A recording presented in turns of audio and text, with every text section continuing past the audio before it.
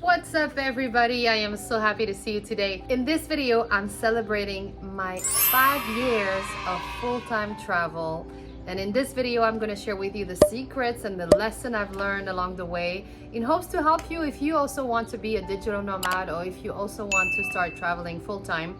This video is for you. Right now, I am back in the United States. We are in Arizona. It is June and it's freaking hot. So in this video, I'm going to start by sharing a little bit about my journey, how I started, how did I get here, and then a bunch of stories in between. And please leave me a comment down below. Ask me a specific question.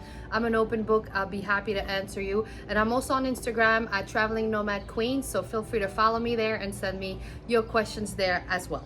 So let's get started. In 2019, right before COVID, I embarked in this journey of digital nomad. At that point, I had lived in the US for about 15 years, I think, maybe a little bit more. So I'm Moroccan. I grew up in Belgium, and in 2005, I moved to New York City, and from New York City, I moved to Arizona.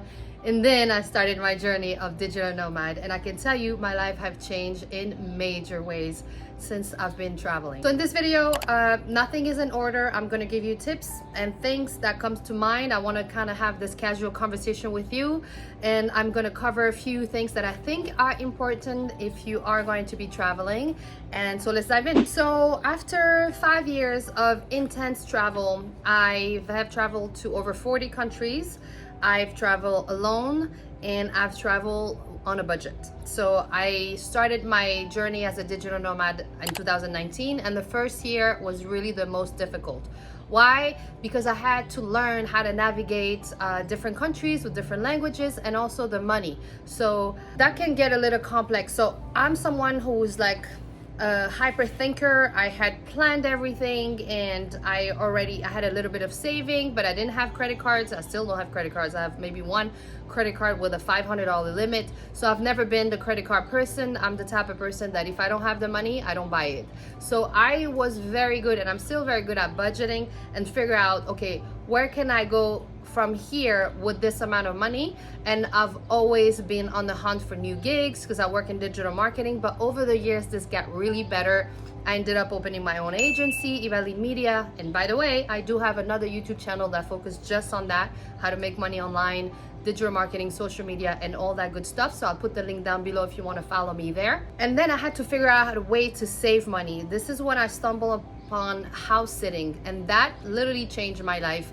I've been house sitting with trusted house sitters for over 5 years, and that allowed me to stay in luxury property all over the world for free in exchange of me caring for the house and pets. And then while I was staying in these house sits taking care of these pets, I built my reputation to over 40 5-star reviews, and then I could negotiate better properties, and at the same time I would work on my business while I will also film YouTube videos. So I had different incomes coming in, and 5 years later today I'm doing really well, which I honestly feel so grateful for, because I had so many ups and downs when I was traveling that at some point I was like, oh my God, what am I doing? I'm in this country, I don't speak the language, I'm like struggling. But I think the immigrant mindset that I've always had, because I'm an immigrant, really helped me be resourceful, clever. I had to find witty and smart way to navigate everything, and I've always been okay. So the first thing I want to share with you is, if you are planning to travel like I do, is to not pay attention to the media. Why? Because the media are focusing on sharing negative things about, about everything. So when I stopped watching the news, I realized that I've traveled to countries where technically, based from the US, it would be dangerous, and a lot of people would be afraid to go there. An example is Mexico. Right now I am based in Mexico. I decided to move there after those 5 years. I got myself an apartment. I even adopted a cat. I'm slowing down on traveling. I travel still, but less. And now I have a home base. And I'll tell you towards the end of this video why it's important, especially after years and years of traveling. And so not listen to the media, because if I had listened to the media, I would never gone to Mexico. And I'll tell you why. I lived in Arizona for 4 or 5 years, and I was right here on the border. I'm in Phoenix currently, but I've been to Bisbee, all the way by the border, and I never made it across because I was afraid, because I listened to people who told me, Don't go to Mexico by yourself. You're gonna get kidnapped and you're gonna get robbed and they're gonna kill you. And so now that I'm in Mexico and I have my own place there and I have a wonderful life in Mexico, I can tell you that the people are very, very nice. I've had amazing experience. I have a great group of friends, and this is really not what the news are saying. Now, of course, there's dangerous parts everywhere and you have to use your common sense. But in my opinion, the US, if you're gonna say Mexico is dangerous, then you gotta say the US is dangerous as well. So now I'm not saying that, it's all rainbow everywhere. I think that you just have to be smart. You have to plan your trip accordingly. You have to listen to the locals. You have to listen to people who live there and can give you feedback, but don't just blatantly listen to the media and not travel. This is a big mistake because I feel like you miss out on so many great opportunities if you just listen to negative news all the time. So for me, I stopped watching the news, and if I want to visit a country I don't know, I'll do my research based on the people who live there or who have been there, and that's the best way to do that. Right now I live in Mazatlan, Sinaloa, which is, by the way, by the government, American government, is on level 4 do not travel list, and I'm there and I'm having a great life. No problem. Stay in your lane, don't get involved with criminal activities, be nice to people, get involved in the community, learn the language, and you'll be totally fine. Today it is 102 degrees here in Phoenix, Arizona, or 39 degrees Celsius. It is really hot, but it's not humid compared to Mazatlan, so thank God. All right, so my next tip for you is how to save money on travels. So first of all, if you travel to countries who are more affordable or third world countries, you are going to save money if you make your money from the US or from a westernized country. So that's the first thing that I would recommend if you are traveling on budget. And by the way, I've made a whole video on YouTube about how you can save money on your travel, and you can find it right here. The second thing is rent. So the way I saved on rent is hands down house sitting. So you can stay in beautiful homes. You don't have to pay for rent, but you do have to pay your transportation to get there and also your food and all that stuff. But rent is one of the biggest things, and you don't have to pay anything. So what I did is I was just scheduling house sitting after house sitting after house sittings, and I would just calculate, let's say if I was in Berlin, then I would do 2-3 house sitting there, and then I would take a train and I would go to Sweden, for example, and then from there I might go to Switzerland. I mean, I would stay in the same vicinity, and I would travel by train. That's another thing. If you travel by train in Europe, you could save a lot of money, and train and public transportation in Europe is a lot more popular than here in the US. Every time I come back to the US, it gets really expensive, especially in places like Arizona where you have to rent a car. I rented a car this week. I paid almost $600, and that was with Turo. So can you imagine? That's just a car, because you can go nowhere without a car. And if you take an Uber here and there, you're gonna pay $15, $20. So imagine if you need to go to many places, it's gonna be too expensive. So make sure you plan this the right way. So number one, use house sittings to not pay on rent. Number two, use public transportation, buses, train, bikes. In Denmark, I only bike. This is the only thing I've done. I've never taken a taxi or an Uber. I just took the train and bike. If you also stay in place, stay long term. What I mean by long term is 30 days plus, because it's gonna be cheaper. Even if you rent an Airbnb, it's gonna be cheaper if you do the whole 30 days rather than just 2 weeks, because you're getting a discount, sometimes 30%, sometimes more. And you can even negotiate with the host and tell them, hey, I'm planning to stay here for 3 months. Would you offer me a deal? And most of the time they will. Another thing that I do to save money when I travel is I grocery shop and then I cook. So yes, sometimes I want to try a place that I've seen on social media, and maybe, I'm interested in trying new foods. Yes, and you can do that. But if you cook and buy food from the grocery store or the mercado where the food is fresh, you will save money. And also, I highly recommend street food. I've done a whole video on Mexican street food, and I've never got sick. The food was delicious and it was very affordable. When you do a little bit of research, you'll find out there's a lot of free stuff to do. You can go museum, have free days. You can go to botanical gardens, check out if it's free or if there's a fee and when is the cheapest day to go. you can do a lot of things for free and you don't need to spend money, and at the same time you get to explore. And I really like to travel like a local. I don't like to spend money on resorts and fancy this and fancy that. I really like to get immersed in a culture. I go on apps and meet with other locals and I get involved. Even if I don't speak the language, I'm not afraid to really get myself, you know, immersed in the culture. I feel like this is really the way people should travel, to really connect with new things, and that also will allow you to grow as a person. So highly recommend you to get out of your comfort zone and try something new. If you are going to visit Mexico, for an example, don't stay in a resort. I mean, if you're going to be doing the beach thing and stay at a resort, then just do it in the US. Go to Florida, go to California. But if you're going to Mexico, go explore. This is not as bad as you think. So let's talk about money. So like I mentioned previously, I do not own a credit card. Well, I do own a credit card now. It's like a $500 limit or something. Really, I am not used to using credit card even after all these years in the US. I just don't understand how it works. When I pay everything on time, I'm not allowed to get more credit because I don't have any debt. Anyways, I don't know what to do with the credit card game. I've learned this while I was already in America. So for me, it's very easy. It keeps me very disciplined with my spending. And well, like I said, if I don't have the money, I just don't spend it. And so I've managed to do this whole thing, this whole travel thing without a credit card. And it was okay. So that might be something to consider if you are from the US and you have a credit card. Great, you can use it for emergency. If you don't, just know that there are people out there who don't have credit cards and don't have parents to give them any money. So I had to really learn the hard way to budget and to know exactly where my money would go and how much money come in, how much money comes out. Also, I started as a freelancer, which means that many times I didn't know how much money was coming in. So it was really a journey, not only as a business owner, but also as a full-time traveler, to figure out how to manage my money. And so how I did this is I found this app called Wallet Tracker, I think. And then I would enter all my expenses. I would enter what comes out and what comes in. And I could tell at the end of the month where I needed to focus on. Okay, maybe I spent too much money on this flight.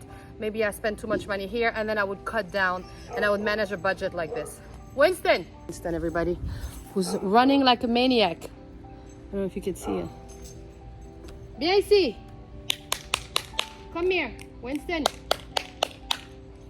Come here, Baba. Come here. So a quick recap if you want to travel on a budget. Number one, house sit, so you can save money on rent. Number two, buy food at the grocery store, better yet, the mercado, the market, where you have fresh fruits and vegetables and it's a lot cheaper. Number three, use public transportation. In Europe, it's amazing. You can take the train and you can cross countries with the same train. It's incredible. So if you are disciplined, you can make it happen. And then I've seen people who are even worse than me. They literally backpack, they sleep out there on a tent, and they find hostels. And I'm a little bit more glamorous than that. I don't like doing that. So I figure out ways that I can have a quality lifestyle while I spend less money. And you can do that if you travel to a country where your money goes a long way. So that's all about purchasing power and not about how much money you make. Because there's countries with $1,000, you live like a king or a queen. So consider that. Denmark, very expensive. Mexico, more affordable. So choose your battle. You can still travel, you can still work from home, and yet you can save more money and have a better quality of life. So that's what I have to say when it comes to finance. And let me know down below if I missed anything. Another thing that I want to talk about is traveling full-time is exhausting. What comes with planning is always planning your flights, your lodging. If it's house sit, you have to find them with the right dates and a house sit that is suitable for you. Then you have to send a request, though, so you might not always be accepted. And if you are, then you have to have an interview on the call. So things like that you have to consider. And because I was talking about travel fatigue, and these are the things that might add stress to everything else that you already have to plan, right? So when it comes to planning, you have to also consider visas. So for me, I'm a dual citizen, so when I go to Europe, I do not have to worry about the visa because I can go anywhere in Europe with just my ID. And also in the US, I'm fine. But there is some situation when you're gonna have to plan this ahead of time, especially if you go to exotic countries, or if you're from the US and you want to go to China. There is like restrictions, there's time limits that you can go as far as a tourist, and so you have to consider all of this. The last thing I want to talk to you about is the minimalistic lifestyle. So I've discussed this on other videos, and if you go to my YouTube channel, you will see a lot of videos about travel tips and all of the stuff that I've been going through, so feel free to go in there. So I did talk about the minimalistic lifestyle. So what is that? It's really detach yourself from things, especially owning things. So I used to own a home, I think it was 2,000 square feet, and I had 60 pair of shoes. I had everything in this house, and downsizing was really difficult. But I prepared for this at least 6 months prior my departure on my first trip. And so I sold everything. I sold my car, I left my house, I put the stuff that are really important to me, I put them in storage. And then I learned how to live with the minimum. So minimum clothing and just one backpack and one carry-on. That's another thing to consider if you want to save money on paying for your luggage. I did the calculation. 1 year I had saved $600 just by not checking my bags, and I think I have done 19 airports that year. It was insane. I was traveling really too much. And so the minimalistic lifestyle is you have to just travel light and also not buy shit. You got to get used to not buying gifts for people, not buying random stuff. And if you really want to have fun, invest more into experiences that'll stay with you rather than buying things that you're going to wear once or twice. Also, I stopped wearing heels. I was just on sneakers and flip-flops. That was it. And every month or two, most of the stuff that was in my luggage got, replaced. And so I had this rule, one in, one out. So if I would buy a new pair of pants, then I had to get rid of one pair of pants. But you have to be used to having a minimalistic lifestyle because you're carrying your life with you. So just carry what you really, really need. And if you are a content creator like me, you're gonna have to carry your tripod, your camera, and all your gears. So these are the things you want to consider as well. If I can leave you with one thing or many things, is that since I've been traveling full-time solo, is that my life have changed completely. I've grown as a woman. I've learned more about myself. I've built confidence. I've experienced things that are magical. I find myself in places I could never imagine. And I've also learned that you can live or experience all of this without making a lot of money. You really have to trust yourself and be open to try new things. So anybody who wants to travel, you don't have to do it as extreme as I have done it. 5 years is a long time. I started at 35 and I'm going to be 41. So I also wish I had done this sooner, but maybe it wasn't the right time. And also at 35, I was more experienced with life. So I had already immigrated to the US. I had already lived there by myself for many years. So a lot of things were maybe easier for me to handle. Like I'm used to handle challenges. So this was an incredible journey. And after 5 years, I realized that I was tired. I was exhausted and I wanted to have a home base. I wanted to have a routine. I wanted to be able to go to the gym every morning and do things with more of a routine and habits. And that was important for me because your body clock changed every time you travel. New water, new food, new climate, all of this disrupt your body. But still, I think that when your body tells you to slow down, you need to listen. And so that happened to me. And I wanted to live in a place where I felt comfortable, where I knew I could have a better quality of life. And for me, it was Mexico. And so I decided to move to Mexico. I've traveled all over Mexico and I wanted to move to the coast, the Pacific coast. And this is where I decided to have my home base. I then rent a beautiful apartment that is across from the ocean.